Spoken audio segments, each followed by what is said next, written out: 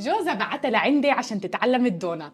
تارا. اوكي سحورة، اول شي بدنا نص كيلو طحين، اوكي. بدك تديري له معلقتين خميرة و3 معالق سكر، حاضر.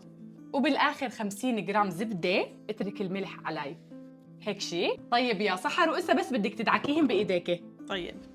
والله اياكي شاطرة، ما اشبك شي. قلت لك انا معلمه. شو مالك، يلا قوي ايدك. اول مره بحياتي بعجن. اوكي، عندهم بالبيت هن جوز اللي بعجن. اوكي، وإسا بس بنفقس فوقها.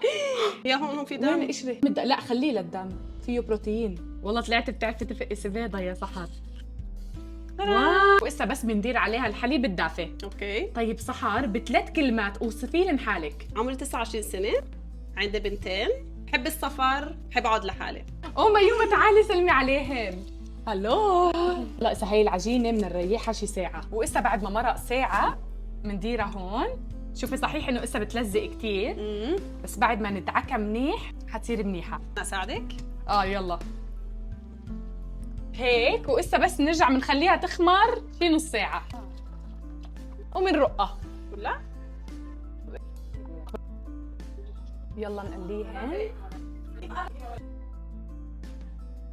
نزين. تعيدها حتطلع احلى. واو سحر، ميمة تعي شوفي. هاي تبعيتي وهاي تبعيتي، شو رايكم؟ يلا ندوق.